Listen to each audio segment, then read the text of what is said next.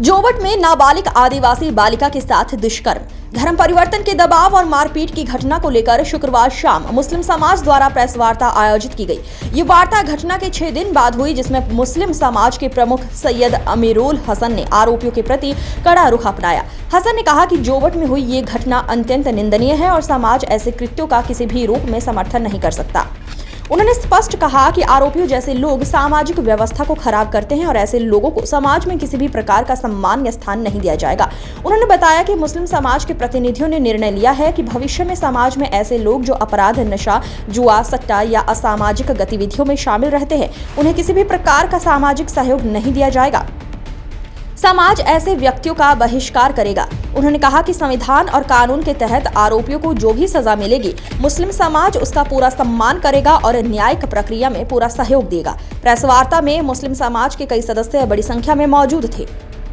तो पूरे मुस्लिम समाज की ओर से मैं इसकी कड़ी निंदा करता हूं और किसी भी तरीके से हम इसको अप्रिशिएट नहीं करते हैं और हम इसकी कड़ी निंदा करते हैं।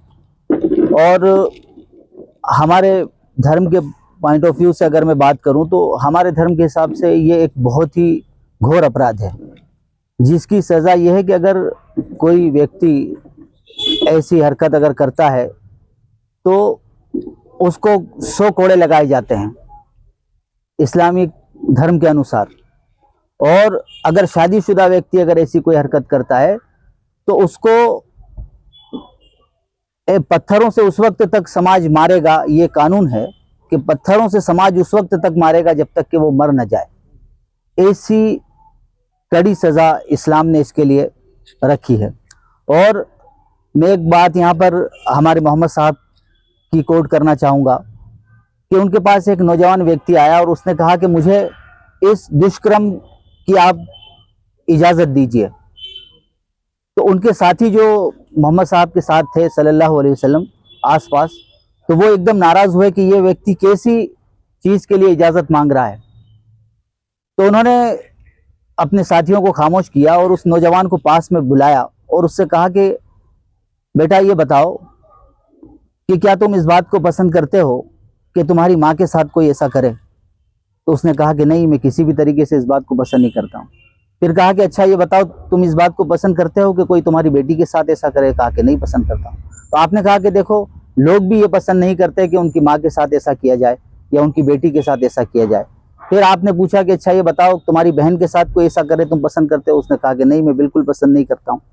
तो आपने कहा कि लोग भी ये पसंद नहीं करते। तो उस नौजवान को इस तरीके से ये बात समझाई कि अगर तुम किसी के भी साथ ये काम अगर ऐसे ही कोई हरकत करते हो तो वो किसी न किसी की माँ होगी, किसी की बहन होगी, किसी की बेटी होगी।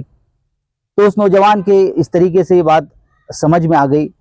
उनके समझाने का अंदाज इतना अच्छा था कि फिर ज़िंदगी में कभी उसने ऐसा कोई दुष्कर्म करने के बारे में सोचा भी नहीं और कभी उसने कोई गलत निगाह उठाकर कभी किसी की तरफ नहीं देखा। तो हमारा धर्म इस बात को कहता है और इस चीज़ की कड़ी निंदा करता है। और जो घटना अभी हुई तो हम उसके बारे में ये कहेंगे कि उनको ऐसे अपराधियों को कड़ी से कड़ी सज़ा देनी चाहिए।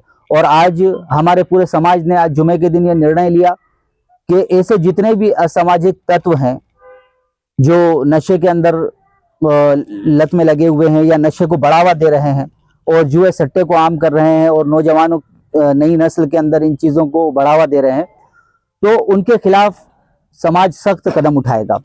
पहले तो उनको हम प्यार से समझाने की कोशिश करेंगे। अगर वो समझते हैं तो बहुत बेहतर है, और अगर नहीं समझते हैं तो फिर समाज बहुत कड़े कदम उनके खिलाफ उठाएगा। उनके लिए कब्रिस्तान भी ऐसे लोगों को नहीं दिया जाएगा। अगर उनकी मृत्यु होती है तो कब्रिस्तान में उनको दफनाने की इजाज़त नहीं होगी। इसी तरीके से और भी जो सामाजिक सहायता हैं, ऐसी किसी भी सहायता को उनको नहीं दिया जाएगा। उन तमाम सहायता से और उन चीज़ों से उनको वंचित कर दिया जाएगा। तो इस तरीके से समाज ने कुछ निर्णय लिए हैं और मैं पूरे नगर वासियों से अपील करता हूं कि हमारा नगर ये दुष्कर्म करा है तो एक भी एफआईआर है पूरे जिले में तो दिखा दो। नहीं तो इनके जितने भी है, इनके जो इनकी मस्जिद में क्या वहाँ का मौलाना ये सिखा रहा कि आप आदिवासी हिंदू के साथ इस तरह से व्यवहार करो। सब तो राट बाजार करना भुला दूंगा।